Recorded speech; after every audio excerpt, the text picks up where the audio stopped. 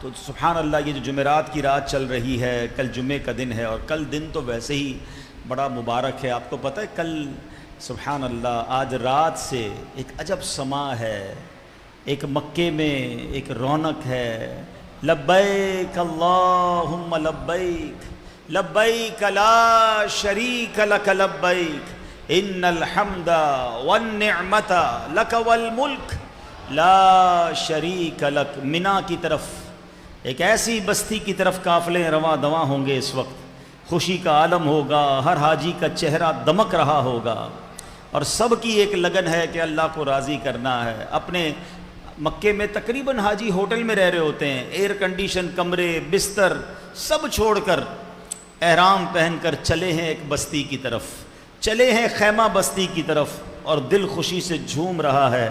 کیوں؟ حالانکہ وہاں تکلیف ہے، وہاں ویسا آرام نہیں ہے، وہاں ویسی سہولیات نہیں ہو پاتی، لائنیں لگی ہوتی ہیں وضو کے لیے، استنجا کے لیے، بعض اوقات اپنی پسند کا کھانا بھی نہیں ملتا، نیند بھی نہیں آتی۔ ایک خیمے میں جب اتنے سارے لوگ ہوں، سب کے ساتھ سب کو نیند نہیں آتی۔ مگر کمال یہ ہے کہ حج کے سفر میں تھکن بھی ہے، تکلیف بھی ہے، مگر ہر حاجی خوش ہے کہ اللہ نے اپنا مہمان بنا لیا۔ یہ کمال کی تھکن ہے، یہ کمال کی مشکلیں ہیں جس کے لیے ہر حاجی تڑپ رہا ہے، بلکہ یہاں جو نہیں گئے وہ بھی تڑپ رہے ہیں۔ لاکھوں روپے خرچ کر کے اللہ سے اور اسلام سے محبت دیکھیں کہ لاکھوں روپے خرچ کر کے بندہ چاہتا ہے مولا اس میدان میں بلا لے جہاں بے شک تکلیف ہوگی، بے شک آسانی نہیں ہوگی، مگر وہ جانتا ہے یہ تھوڑی سی تکلیف ہے مگر مغفرت کا وعدہ ہے، رحمتوں کی چھما چھم بارش ہے۔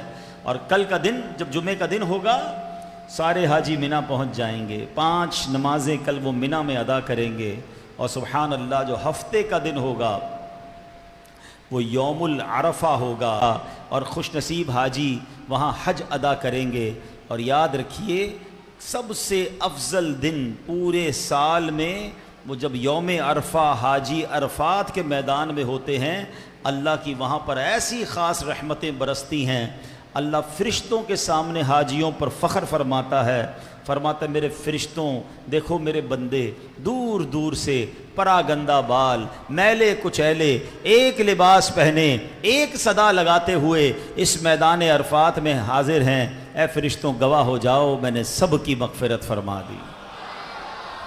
کہا جاتا ہے کہ عرفات، حدیثوں کا مضمون ہے کہ حج کرنے والا عرفات کے میدان میں حاضر ہونے والا گناہوں سے ایسا پاک ہو جاتا ہے جیسا ماں کے پیٹ سے ابھی پیدا ہوا ہو۔